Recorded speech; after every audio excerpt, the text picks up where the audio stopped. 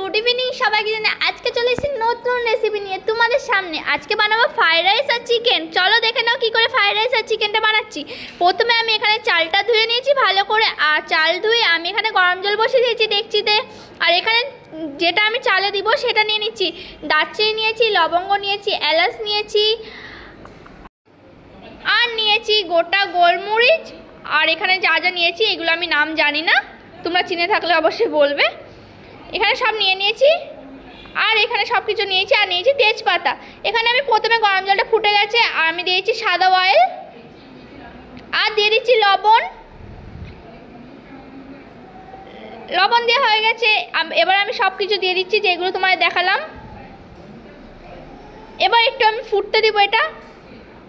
এখানে দেখো ফুটে গেছে। আমি এখানে চালটা ভালো করে ধুয়ে নিয়েছি, আর চালটা এর মধ্যে পুরো দিয়ে দিচ্ছি সব চাল। এখানে চাল দেওয়া হয়ে গেছে, আর ঢাকা দিয়ে দিয়েছি আমি। আর এখানে দেখতে দেখতে ভাতটা কিন্তু হয়েও গেছে। এবার ভাতটাকে নামিয়ে দিব। এবার ভাতটা হয়ে গেছে, যেহেতু আমি ভাতটাকে নামিয়ে দিয়েছি। আর এখানে আমি ভেজে নিচ্ছি বিনস আর গাজর। দেখো বিনস আর গাজরটা ভেজে নিচ্ছি আমি ভালো করে। আর এখানে দিয়েছি কাজু আর কিশমিশ, একবারে একসাথে ভেজে নিচ্ছি। তোমরা চাইলে আলাদা আলাদা করেও ভাজতে পারো, কারণ একসাথে ভাজাটা সবচেয়ে ভালো হবে, কারণ একসাথেই ভাজলে একসাথেই তো দিবে, তার জন্য একসাথে ভাজতে পারো। আর এখানে আমি ভাতটা দিতে হয়ে গেছে, ডেকচিটা আমি ধুয়ে নিয়েছি। ধুয়ে আমি এখানে দিয়েছি ঘি, আর ঘিটা গরম হয়ে গেছে। ঘিয়ের পর দিয়ে দিলাম তেজপাতা, এলাচ আর দারচিনি, জায়ফল, গোটা গোলমরিচ। এবার এটাকে ভালো করে একটু নেড়ে চেড়ে নিচ্ছি। নেওয়ার পর আমি রাইসটাকে দিয়ে দিচ্ছি। রাইসটাকে দেওয়া হয়ে গেছে, একটু ভালো করে নেড়ে চেড়ে নিয়ে আমি দিয়ে দিচ্ছি বিনস ভাজা। আর যেগুলো ভাজলাম তোমরা দেখতে পেলে ওইগুলোকে ভালো করে দিয়ে দিচ্ছি, আর মিক্স করে নিচ্ছি কিছুটা করে।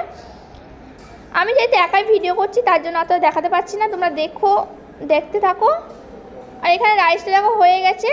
এখানে আমি কড়াইতে তেল দিয়ে দিচ্ছি। দেখো তেল গরম হয়েছে, এখানে আমি ভেজে নিচ্ছি আলু। তার জন্য এখানে আমি কড়াইতে গরম হয়েছে তেল, আমি দিয়েছি কিছুটা হলুদ, আর আলুগুলোকে ভালো করে ভেজে নিচ্ছি। আলুগুলো ভালো করে ভাজা হয়ে গেছে। এবার দেখো তেলের মধ্যে আমি দিয়েছি গোটা জিরে, আর দিয়ে দিলাম তেজপাতা আর এলাচ, দারচিনি দিয়ে আমি একটু নাড়াচাড়া করে পেঁয়াজটা দিয়ে দিলাম। এবার পেঁয়াজটাকে আমি কিছুক্ষণ লাল লাল করে ভেজে নিব। দেখো ভেজে নেওয়া হয়ে গেছে। এবার দিয়ে দিচ্ছি আমি টমেটো দেওয়া হয়ে গেছে। এবার টমেটোকে কিছুক্ষণ একটু ভেজে নিব হালকা হালকা। এবার দিয়ে দিলাম লবণ দেওয়া হয়েছে, এখানে কিছুক্ষণ একটু নেড়ে নিলাম। ততক্ষণ চলো মশলাটা করে নিই। এখানে মশলা করার জন্য নিয়ে নিয়েছি রসুন, আদা, আর নিচ্ছি গোটা জিরে নিয়েছি, আর নিয়েছি গোলমরিচ, এবার এটাকে ভালো করে পেস্ট করে নিব। আর ওখানে পেস্ট করতে হলে দেখো পেস্ট করা হয়ে গেছে। আর এটা যতক্ষণ ভাজা হয়ে গেছে এর মধ্যে দিয়ে দিলাম। এবার এটাকে ভালো করে মিক্স করে নেব, একটু গ্রেভি টাইপের হবে। তারপর দিয়েছি জিরের গুঁড়ো, ধনের গুঁড়ো, লঙ্কার গুঁড়ো, হলুদের গুঁড়ো দিচ্ছি, আর লবণ তো আগেই দেওয়া হয়ে গেছে, তোমরা তো দেখে নিয়েছো। এবার এটাকে ভালো করে কষে নিব।